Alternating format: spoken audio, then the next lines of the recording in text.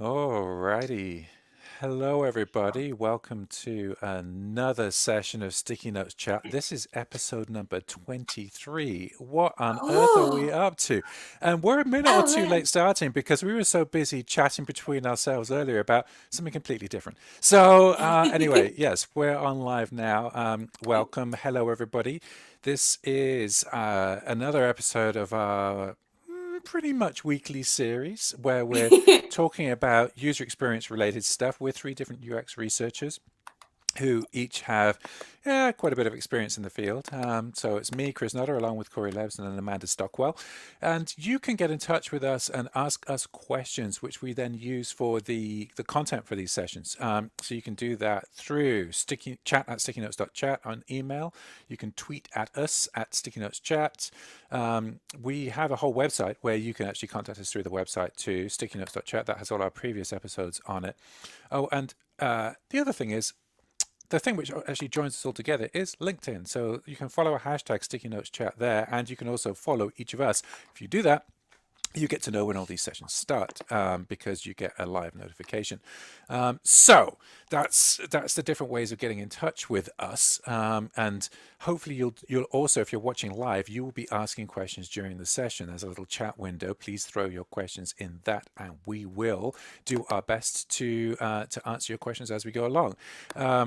So the session this week is, we decided we have to do this It's time. It's been long enough. because every session, it seems, that's a bit of an exaggeration, but let's go for the hyperbole right now. Every session we run, it appears that there's somebody who asks, yeah, how do I get into user experience? I want a job in user experience. What do I do? How can I get in? All those kind of questions. Not with that kind of whiny voice typically, but whatever. So yeah, this is the session, the canonical session where we discuss what it takes to get into user experience. I said, and this is something that's worth saying before we start. I said that the thing that joins us together is LinkedIn. It's actually LinkedIn Learning. We've each done user experience courses on the platform, and Cory and I both have one around UX jobs. Mine just released last week. Cory's has been around for a while. Worth checking out both because they've got different perspectives on this. Amanda, did you do one on getting into UX, or yours? You've not actually yours are more on when you're in there, right? Yeah, mine are more around different methods and within research. But Corey and I have spent an awful lot of time at events and other things talking about Right. career progression. So I have lots of thoughts, although no courses. Yeah. You sound like that. You're making it sound like that's a bad thing. I think sometimes doing the course kind of wears you out. It's like all that information has been sucked out of your brain, and now I'm thinking, wait, what do you do when you get started? So the other thing I'll say is we've all been in the career for a while, and we've all been in a situation where we've been hiring new people. But for us to actually be in a newbie's shoes again is that's difficult for us to do. We can empathize. We can sympathize with it. We can't necessarily empathize with it because we've not been in that role ourselves completely recently. But I think we've all got a bunch of You know, advice. I would even throw in there. So I have a book, but Amanda also has a big piece in that book. So that's your yeah. So documented career. And in fact, you know what? Already on the site, I already put up some links to all that stuff, including Cory's book. So if you want to go check that out, just go to stickynoteschat.chat on the web, and you will see links to all that stuff. And by the way, if you really love us a lot and you want to give us money, if you click on those links, typically it gives us a smidgen of affiliate money, which actually also helps to pay for us to do this streaming. That's what it's going towards. So, yeah, a little bit of a disclaimer there, but sure, if you want to go check out I forgot the book, Cory. I forgot the book. Yeah, I no, mean, the UX how career. many months of your life did you give up to Oh, writing that so book? many. Yes, yes. It was a labor of love where yeah, you just kind of keep plugging away at it until finally the publisher says, do another draft. And then you do another draft, and publisher says, well, make these changes. And I say, well, how are you doing? How's this for layout? And then you say, no, no, no, I want this for layout. And then you go through iteration after iteration after iteration after iteration, and finally, like, okay, we're good. So yeah. um, all that pain behind. I mean, I guess what we should really do is talk about, well, what does that? Um, after all that stuff you did, you're full of information on what people should do to get into user experience as a first job, or even if they're changing from a different role. I know a lot of people are thinking, I want to get into user experience now from a role I'm already in. So go on, start off. One of you, Cory. Oh no, we might be losing. What made you into this role? Wait, what was that? You lost me? Yeah, Chris is lost, but me... I think I know the gist of his question, which was going to be, all right, Cory, since you wrote the literal book on it, maybe give us an introduction. What are we talking about when we talk about UX careers? And what are the first things that people need to know? Okay, so I think well, if we're going to frame UX careers, I mean, I think the most important thing we want to say is you're not getting into just UX. You're getting into something, some aspect. You may be encountering, and these are all discussion points, you may be encountering a unicorn type job, which says do it all. You may be but more likely you're encountering some job that's UX. This is what we're doing a little designy, we're doing some visual designy, we're doing some interactive designy, and maybe some researchy thing as well. But ultimately it's a mix and match of kind of different skill sets with some information architecture thrown in, maybe some service design thrown in. But it's a bunch of pieces, and how those pieces play out are going to be different for every job. They're going to be different for every person, where your personal passion. I mean, for us, I think research kind of binds us together, in terms of like being a passion about research. But by and large,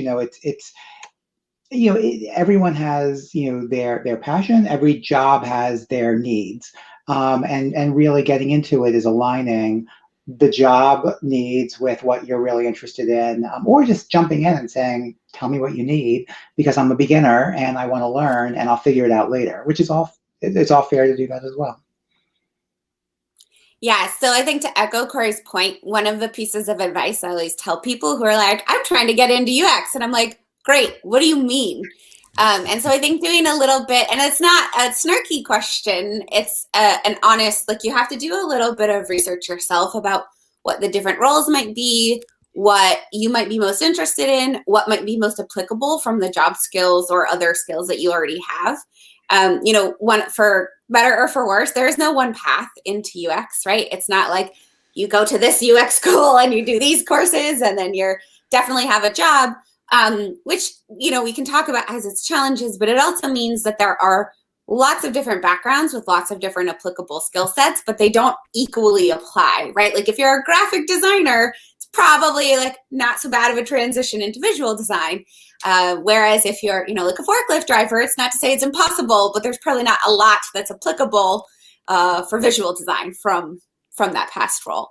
But maybe you're really good at reading people from that, so maybe you'd be better at research. Right. So there's totally different kind of pieces of it, and I know that it's confusing, and I know that it's a lot, but I think that especially if you're asking for help, doing a little bit of that research and looking at the different roles a little bit, and kind of understanding what piece of it you might be interested in, even if you're not really prepared to do that role yet, I think will really behoove you, because it helps people kind of frame what you're looking for. It helps people frame your skill set. It makes it easier for people to help you find the right thing than to just say, I want to be in UX somehow.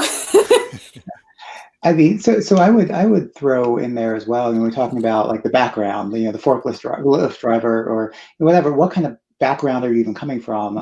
If you come from, in my case, it was psychology. It was a pretty near fit. It was before the day when actually you could major in any UX-y kind of topic.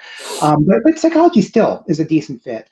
And coming from different backgrounds, I will say also, and I've gotten this question a lot with the LinkedIn course, is do I really need a college degree? Are you sure I need a college degree? I would say emphatically yes. Even if a particular job doesn't require a college degree, income and choice will, because there are jobs that do. So first of all, starting with the baseline of some degree, I think, is important, post high school. And second is, what field you're in matters somewhat, but only to a point. You could, like, psychology is good, humanities is good. There's background, anything with people. I mean, there's a lot of good ways to get into it. And to be clear, I mean, in the past, I've worked with great user experience researchers who came from a degree, an advanced degree in music theory. Mhm. In the past, I've also worked with somebody who came from being a bank teller without a degree to coming into this role. But what I'll say is the difference there was she had been working in business and in the business side rather than the retail side of the banking world for several years beforehand. So she'd got that equivalent experience potentially of having done a degree. She's already proved it. So that's why if you're transitioning from another role, yeah, maybe you don't need a degree, and especially not a specific degree, but you need that equivalent experience of having had a degree in order to convince people that you're actually capable of doing this role in a lot of respects. And the UXers I've met who haven't had degrees, usually they're like in their 30s or 40s when they're like, oh, you know what? I'm kind of stuck. I've been doing this. It's been going well. Everything's good, but I'm not progressing. I'm going to go back and finish that college degree or something like that. And it doesn't happen immediately. I haven't met anyone in their 20s at this point, who said, oh, I'm stuck. But it's in their 30s or 40s where that's where the stick happens. It kind of from people I've met anyway and talked to. We'll see what happens the next few years. I feel like this year, like with most other things, is going to change educational requirements. Yeah, and it's not something that's anybody can find a way if they really want to get into this. I think it's unfair to say if you don't have a degree, you can't come into this field.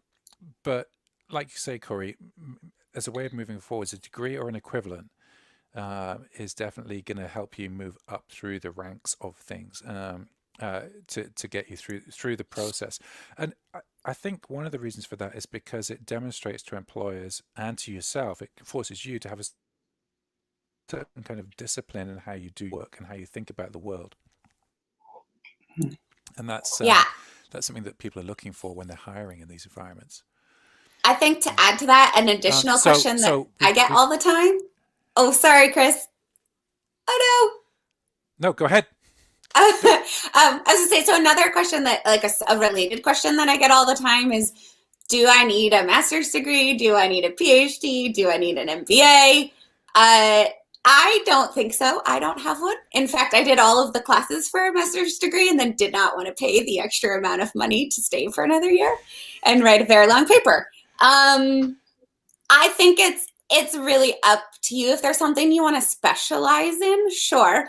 And I think there's some really great applicable skills, and I probably won't ever dissuade somebody from pursuing an education if they want it. But I don't think that it's necessary to get an advanced degree for most UX jobs. I think that, again, it can be helpful. And there are some, I feel like it's becoming less and less so, especially like 10 years ago. There were employers who definitely preferred advanced degrees.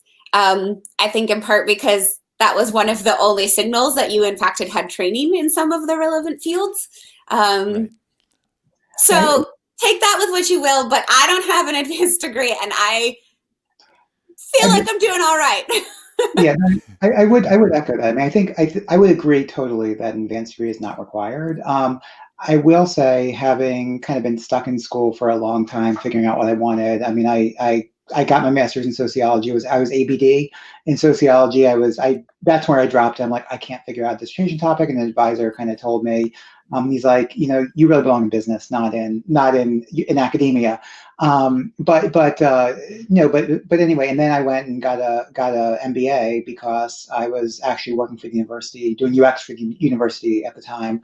But so it was kind of happenstance it all happened. I will say that I've had people say, we're pulling you in because we want your MBA-ness, and things like that. So I definitely don't think, I definitely agree that that you don't need an advanced degree. I will say though, in some ways I felt like it's a credential like any other. Like I've done government work. I've got an MBA. You know, it's whatever kind of things that you throw out there can help too. It's rare that a PhD helps, but there's also times when I felt like, had I gotten a PhD, there were some things that I missed out on. Very specific things, and it's definitely the minority and not the majority. But there are things I've run across as a researcher where they're like, we really want a PhD for this position. We want like the person who writes dissertations, you know, and so on. But again, like I said, those are few and far between. Yeah, and I think that goes a lot to something that I know Cory and I have talked a lot about. At this point, there's people. Oh no, Chris, you're cutting in and out. Damn it! So we're talking about advanced degrees, but there's people who are coming to this who are like, what boot camp do I do? That's the other end of the spectrum. What about that kind of stuff?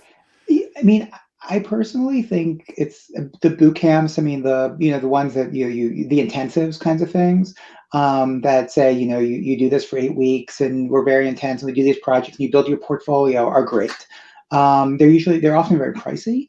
But that said, they give a leg up. And again, it's MBA, boot camp, knowledge. There's a series of like, I did this thing, and they're great. I mean, obviously they're not getting so far. They're only 8 weeks or 10 weeks or whatever they are.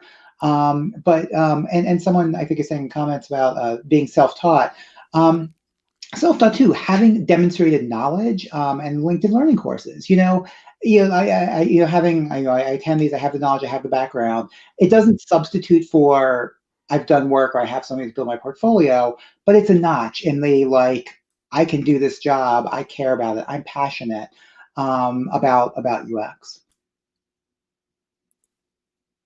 Yeah, to lead off of that, and I think Chris just pulled up one of the questions somebody asked, is it possible to start gaining experience working as a UX researcher part-time and later apply for a position that is not for a junior role, or is the only way to transition to start in a contract role that pays little? I actually think neither is the only way to start.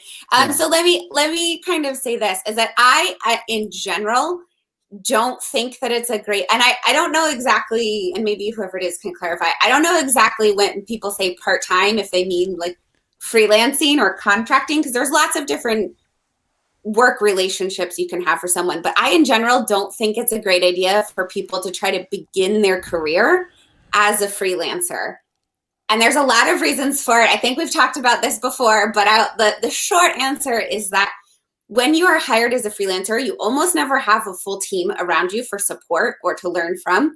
You are totally on your own, and you are expected to produce high quality work, usually under short time frames. And that puts you in positions where, yeah, maybe you can learn really well on your own by just trying stuff out, but you have no barometer for how well you're doing, because if you're on your own, you don't have any barometer for that. It's also much harder to get started freelancing. I know this sounds kind of funny, but like it's harder to compete in the freelance world than it is to kind of apply for jobs. And expectations that organizations have when they hire a freelancer or a consultant are that you already know what you're doing. So if you do need any help or run into a situation where you don't know what you're doing, it's a very uncomfortable place to be. And it frankly just doesn't like foster an environment of I'm experimenting, I'm learning, I'm kind of going with. What I recommend that people do, if they can figure out a way to do this, is to try to work on a team. It doesn't really matter what kind of organization, as long as there are other UX people on the team that you could be a part of and that you could learn from. That could be an agency, that could be an in-house agency, that could be at an organization. But I really never recommend that people try to start their career by freelancing. I know that Chris and Cory were both nodding, so I'll let you, if there's like other reasons I haven't yet covered, but I just like every time somebody asks me that, I'm like, don't do it. Yeah, I waited a decade before, before really going. I mean, I did little side projects here and there, but really like waited a decade for it, and I'm glad I did. I can kind of command a higher rate that way, than starting out immediately. I still feel like there's like new things that happen, and I still have less. I do have some like, this new method, this new approach, some inputs, but they're less than I felt when I was working as a consultant in a W-2, like in an employee, as an employee, where there was so much cross-pollination that the cross-pollination is just a little bit slower. Like I'm like, oh yeah, everyone was doing that last year, and I finally like caught up, in a way that you have to work at it as a freelancer. When you're an employee and there's others who do what you do, you just kind of get those inputs faster. The cross-pollination happens faster. Yeah. The other part of that is if you start off on a low salary, charging like $5 for each piece of work you do, you've set expectations. You've set other people's expectations of the quality and the type of work you're doing. If you can start off with a skill set and you can demonstrate those skills, you won't be charging $5. You'll be charging a lot more than that, even if you're working on a contract basis. So yeah, don't.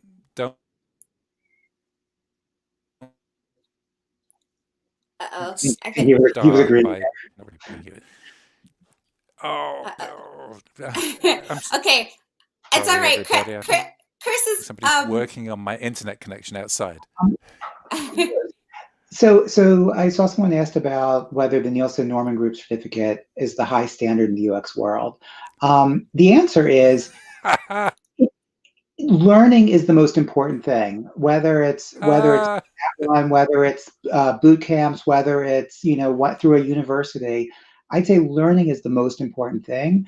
I wouldn't put anything over anything else. They're all legitimate. They all supply good knowledge. They're all. That's not true. That's not true. I would say you can learn a lot from a lot of different learnings. Don't go by they give me a certificate, and even worse, they give me a certification, because it doesn't mean much unless a recruiter is not knowledgeable about UX. Then they're like certification required. But having learning inputs, through any channels, I really feel is a good approach. There's two types of learning. The Nielsen-Norman one is one where you're being taught things in more of a classroom setting, opposed to doing a boot camp where you end up with more of a portfolio at the end. It depends what you need at the time. Having worked at NNG, I can say the quality of the training there is amazing. I think the certification is something employers recognize more than some of the other certifications that's out there. But it depends what you need. If you need to create a portfolio, that's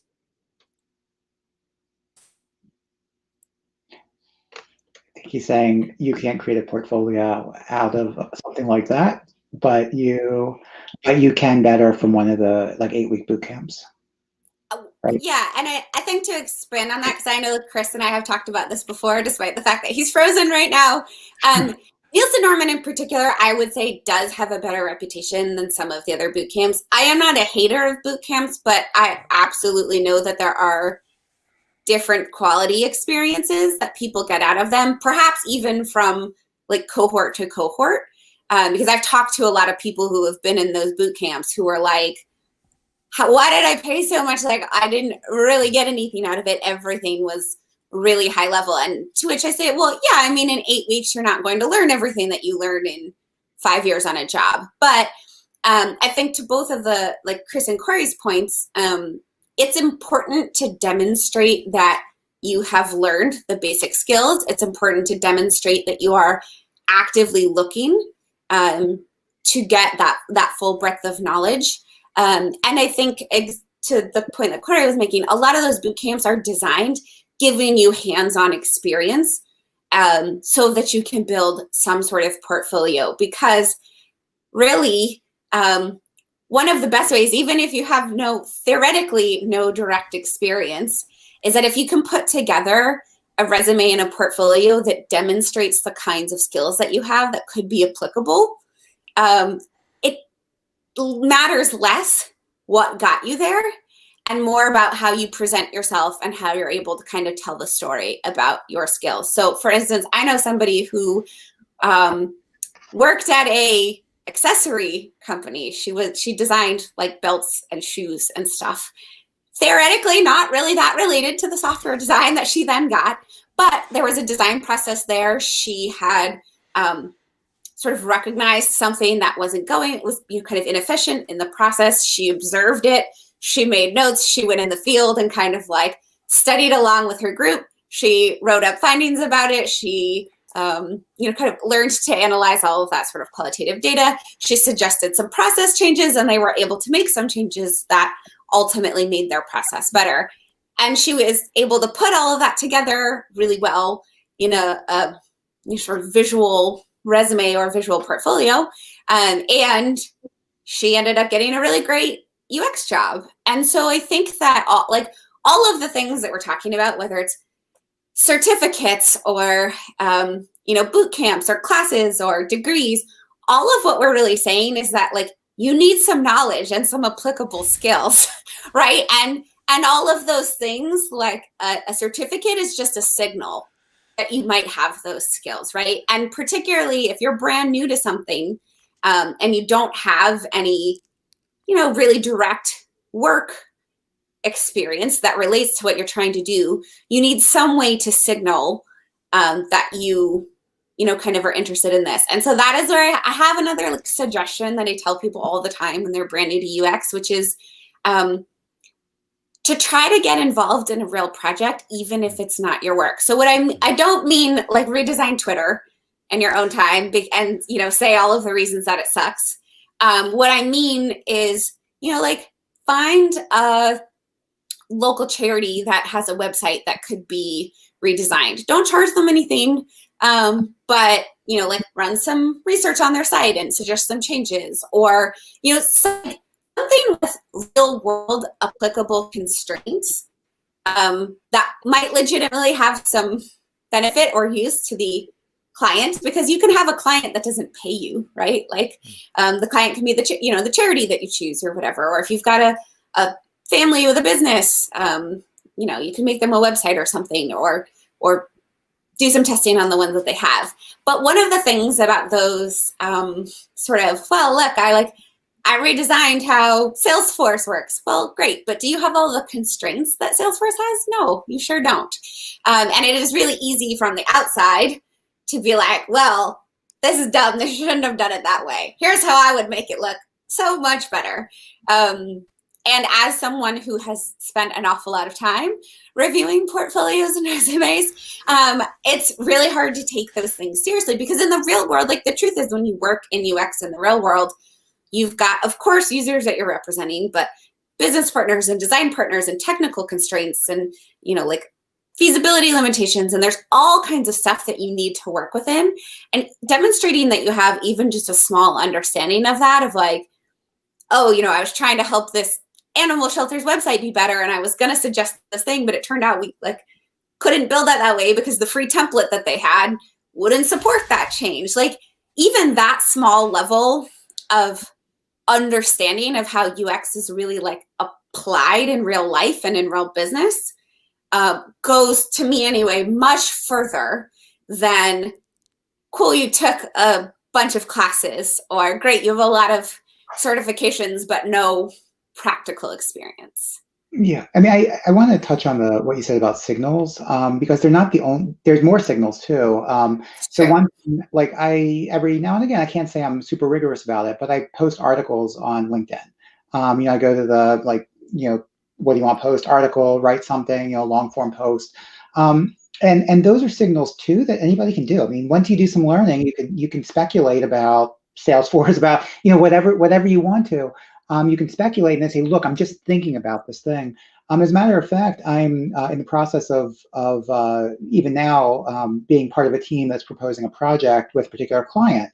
And I could even reference back something I posted like 8 years ago that shows domain UX knowledge. In a particular thing, I'm like, and I even said there, like, can you tell us why, why you'd be good as part of this team? I was like, well, I published this article back like 8 years ago, and it shows not only UX but UX in this particular area as another signal, and putting out content, doing anything that's going to just make they're going to someone who Googles your name and sees UX stuff. It's a series of signals, that anybody can do just by taking the time.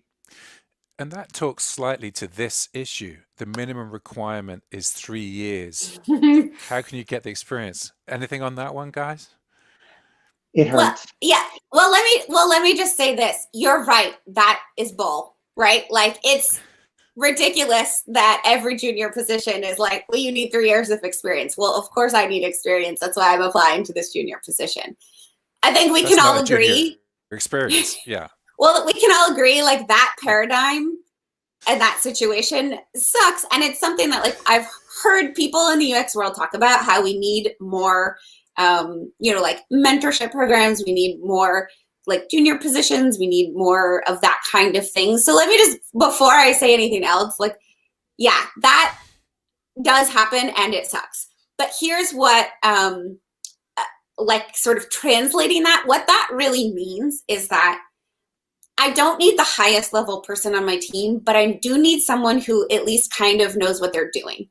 I don't need someone who has never worked in a business before, and I need to be able to give you some tasks and have you run with them and not have it be, kind of like more work for my team, right? Like, because 99.9% of the time when an organization is hiring someone, it's because they've got too much work for the people who are already there, and they need another person to take some of that work on for themselves. Apprenticeships happen, but they're super rare, at least in the US. But I haven't seen anywhere in the world that does UX apprenticeships very frequently. There's a couple of firms, but, like, it's not a common thing. Right. So that is where those volunteer type projects come in, right? So if you work for a local animal shelter and can do some work on their website, whatever it is, or, and to some degree, some of the boot camps, but if you can do some of that kind of stuff, what that proves to a person is that if I bring you on my team, there are some stuff that you could do on your own. And that kind of goes back to what Cory was saying too, in terms of, like, it's not like you have to be an expert to write content or to, like, comment in things. It's to show initiative, that you're interested, that you can do things on your own, that you're curious about things, and that you're, trying to be well-informed. That can be a little bit of a slippery slope because, right, like, to Cory's point, anybody can write anything on LinkedIn, and it doesn't always mean that it's factual. So you have to be a little bit careful about doing that sort of reading, but it could be as simple as, like, I read this case study and I have these questions about it. Like, has anybody tried it this way? That kind of content paired with, a couple of examples of volunteer work that you did can signal to someone that you have equivalent enough position, junior level, like, knowledge that you can get in and get going on a team. And that's, I think, what the struggle is, because people see that and they're like, well, I don't have 3 years of experience. I guess I'll freelance first and figure it out. And then I can say that I have 3 years of experience on my resume. But then you get into a position you maybe don't really know how it is to work in a team or what it's like to deal with office politics, which doesn't matter where you are, like, you're going to deal with. So to circle back to the answer, that original question of, like, how do you balance that? One, yes, it just stinks. It's true. I wish that there was something good that I could think of to do about it or to suggest. But what I want people to know when they see that, what people really mean when they write that on something is, I don't need someone to lead this project, but I need somebody who has enough knowledge and enough initiative that they can take care of things on their own. And so and frankly, here's the other thing. There are a lot of people who are either early on or trying to get into a UX career. And so, just to be really honest, like, the competition is stiff right now. They're exciting jobs to have. And if I'm looking at a stack of 10, 50, 100 people, and 5 of you have really interesting portfolios of work that you've done, even if it's not for a paid project. Those are the 5 that are going to float to the top for me. Kind of no matter what else is on your resume, no matter what else, kind of no matter what education you have, no matter what certificates, like it's that demonstration of work. And also, by the way, I'm going to Google you. So just be prepared for that. I'm not saying to completely censor yourself and to whatever, but just be aware that that is true. Just be aware of that. I've had some interesting experiences. Yeah. With that. So there's 2 kinds of experience we're looking for. One is experience working in a corporate environment or a company environment, and the other is experience with UX, right? And it's a combination that you're looking for. I think we lost you again. Yeah. And if you've got that combination, then you know what? I'm going to give up. I'm just going to throw things on the screen for you to respond to. So what about this one? Okay. Yeah. Yeah. So let me take this away, because I think I was the one who maybe said things that potentially sounded contradictory. Let me put it this way: if you can get a job on a team, I say do that first. But sometimes you're not going to be able to find a job on a team until you have some practical experience. So in order to get practical experience, you can learn about things, you can read about things, you can watch me and Cory and Chris's courses, you can do all kinds of stuff to learn. But until you apply those things in real life, it's hard to kind of really put your hat on it and say, I know how to do this, right? Like I can read about usability tests all day long, but I remember specifically the first time I ran one and I was like, oh, this is really different than when I read about it, right? So I think that the, kind of like testing out skills in a practical, applicable way in something like, a nonprofit or maybe it even is a for-profit company, but you volunteer your time, to demonstrate, test out the knowledge with doing, and to demonstrate that you can apply it, or even just to like maybe it goes horribly wrong, but you learn a bunch from it, right? To do that in a circumstance where there are real world things to contend with. I would still say that if you have an opportunity, join an apprenticeship at a UX firm that has a bunch of UX people, or get that junior position if you can. It's just harder to do if you don't have any applicable experience. That's why I phrased it that way. Well, so, and I would throw in, if you're going to do like a one-off, let's say like the example, a usability study, you'll do a one-off usability study of your favorite nonprofit that you already volunteer your time for. It's a one-off thing. If it goes horribly wrong, it disappears from all record. You were just doing it as a volunteer and nobody knows about it or whatever, and that's totally cool. It's not part of your job. You're not asking for references necessarily unless things go wonderfully. But it's a one-off thing. It's not like I'm going to be in this job for the next year or 2 years or 3 years. That's where you really do need like some mentorship, some to grow. So really it's, I learned this thing. I did this project as a volunteer. Now I'm hoping to get a job, and kind of just a boom, boom, long, like the job part being the long. So. Yeah, for sure. Oh wait, sorry. It looks like there's some good, interesting questions coming in as we go. Yeah, so here's a simple one. I think we will probably both kind of put 2 cents. So someone said, do you put the link to your portfolio on your resume, or ? Yes. I would say no. Oh, okay. Well, see, that's why we have these conversations. Yeah, I would say you have your portfolio out there. You either put a password on it or not, depending on how confidential the stuff are. And when you're saying to your employer, you could say, "Here's my resume," and if you choose to, here's my portfolio and here's the password, if you in fact feel like you have to password encrypt it. Either way, you can always send them together, but to like encode it, particularly if your resume is just public, in some like, I personally would say it's better to have control over it. And whenever you need to send it, you can send it, but it's not automatic. Mm. So I would say make it as easy as possible to find the stuff that you want them to see about you. So it might depend on the context, right? But like, I don't know about you, I'm really busy. Sometimes I forget when I've got multiple links to something. If I'm already looking at someone's resume and I'm like, oh, you seem legit, I would like to see your, more stuff about you, your portfolio, and then I have to go digging for the portfolio, maybe isn't super. It probably depends also though, like what the context is, to Cory's point. If you're specifically applying to something, okay, here's something I cannot stress enough.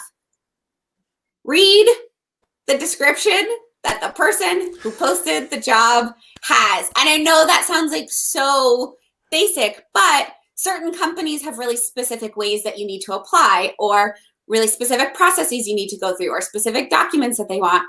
Also, when we were talking about LinkedIn earlier, I know I personally, and I think I know other people who do this, repost jobs all the time for our colleagues who are looking for, for new coworkers or new colleagues, or who are looking to fill roles that I can't fill. If you see that on LinkedIn, the person who reposted it probably doesn't have any real knowledge about the job. They probably just know the person, or maybe they even just saw it and were like, oh, this looks interesting. I know a lot of people who are looking for jobs. But it sounds simple, but those kind of small details, when you're trying to stand out from the crowd of potentially dozens or hundreds of other applicants, and I've asked you for 3 specific things, if you don't send me 2 of them, that is an easy way to cut someone out. And it could be that you are the very most qualified, would be wonderful for that job. But paying attention to those small things when you're applying for jobs, it just bears repeating, because I see this happen all the time when I'm reviewing resumes and portfolios, and people reach out to me about jobs that I've reposted, and I'm like, look, I don't know what the job is. I just, like, my friend works there and she likes working there, so I reposted it. And they're like, well, can you send in my application? And I'm like, no, I don't work there. I don't know. Like, I don't know. I was trying to spread the word, but, and I'm like laughing about it, but it's really true. And I have been either the one hiring or in a committee of hiring people where hundreds of people who would have been really good probably got instantly discarded because they didn't adhere to whatever I need you to send me a PDF of this, like a Word format of your resume and a PDF of your portfolio. Well, if you didn't send me those 2 things and there's 50 other people who did, that's the easy way to cut. And I think that is another thing to think about, like framing, is that when people are looking to fill jobs, the first thing they do isn't look for the best person. They look for the 100 reasons to cut a bunch of people so that they can kind of sift through and get down to who they think might be the best person. So those small details, whether it's, the right format that you send in your resume or how you apply or whatever, any reason for you to get immediately sorted out of something is probably going to happen. And it sounds unfair, but it's very true. What else are you going to do? You've got all these people. Yeah. I don't love that. And I'm not in charge of that, but I'm just letting you know, I've seen it happen at lots of different organizations, lots of different kinds of places, especially if it's a big company that has, really public listings. The other thing, and I say this, I think every time we talk about careers, but I just want to remind you, just because you didn't get a job doesn't mean you wouldn't have been good for it at all, right? At all. It could be that they actually already hired somebody internally, but they had to publicly post it. It could be that, somebody with really equivalent experience of you happened to be good friends with somebody who worked there and got a heads up about it 2 weeks before you did, right? It could even just be it was public and you were applying and they did really like you, but they already found someone who was great and offered them a job. And you can technically, but it's really crappy to rescind offers. So I just like to like kind of remind people of that when you're looking for jobs, it doesn't mean anything about you if you don't get one. It happens all the time. The other thing I wanted to kind of with that, like quickly just remind everybody of is that job titles don't mean anything in UX, like pretty much at all. Well, I think that segues into a bunch of comments about the UX UI that I'm seeing on our feed. Oh yeah. Because I think that so there's several comments that people have about UX UI. Here's the thing, and I actually did an analysis once. I broke down job descriptions that said UX UI or UI UX or whatever, and looked at them. What I found is the UI part of the UX UI is one of two things. One, it must have been like some SEO thing. If I put UX UI, I'll get more people. In other cases, it really meant two things. One, they were looking for a developer in there, and often developer is the only job. Sometimes developer is the UI plus some UX stuff. Other times it meant visual designer, really kind of that hardcore artistic person. What I found though is that it was totally not used consistently. Like it was just all over the board. If it said UI in there, who knows what it meant? And if you again, to your point, you had to delve in and see like what they were actually looking for. Personally, I think I would say look for the one unless you are a developer. But then if you're a developer, think about are you moving into the UX skill set, because development is not in itself the UX skill set. I mean, you can do development, you could do interaction design, but you're combining the skill sets, which is fair, but they're not the same thing. Right. And so anyway, so when you see the UI and the job description, say one, are they looking for an artist, like really hardcore artist, like typography, layout, white space, are they really a color, a contrast, all again with user in mind? Are they looking for a developer? And that's why they're saying UI, or are they looking for a UXer? And if they're just looking for a UXer, like interaction designer, researcher, whatever, why do they have UI in there? Because I mean, again, it might be totally fine, but it also might be a signal that something is a little off about the job description if you're truly looking for a pure UX kind of job. Yeah, I would even go so far as to say is that it's not even. Oh no. Go on, Amanda, go ahead. I would even go so far as to say it might just be that people misuse that term all of the time. A user interface is a specific thing. User experience is an umbrella term that includes the user interface. And I have a pet peeve about this, actually. Whenever somebody tells me that they're a UI/UX designer, I'm like, you don't really know what that is, do you? And I know that it gets used all the time. And I know that people slap that onto their title so that it looks good. But I think that is something that people should, I know that we say that like the titles don't mean anything, but that one in particular is something that I think depending on who you're talking to can actually be a signal that you're not really that well versed in the components that make up user experience. So just look at it carefully, and it goes with jobs, it goes with titles, it goes with how people describe themselves. But the kind of follow-up piece of advice I have to that is if you're applying to a job that says they need all this big bunch of stuff, it totally can't hurt to reach out and be like, hey, about like what percentage of like, what's the breakdown of like what you want this person to actually do? Because you're asking for like 12 things. What do you actually need them to do? Are those equally weighted or not? So for instance, I think I've been everything from like a usability engineer to a usability project manager to a, whatever. But there are jobs that I applied to that were like, it was like UX designer. And I would be like, well, all the things you listed aren't really design tasks. And that's not really what I do, but all right, like UX designer. And I would, talk to them and be like, so what do you actually need this person to do? And then when they talk through it, often that comes out. So. Well, and to Sam's point, Sam posted some UX designer and they really want researcher. Totally. It makes me so annoyed when someone says, hey, they say, you are a UX designer who does research. Like, no, I'm not. I'm not. I mean, I don't do. I do research. That's my swim lane. I'm happy in my swim lane. Don't reclassify me because you want UX design to be the umbrella. There is a school of thought that will put UX design as the umbrella with research as a little component of the design, and I understand that. I don't personally. I feel like UX is the happy umbrella, and in that UX umbrella, there is design and there is research.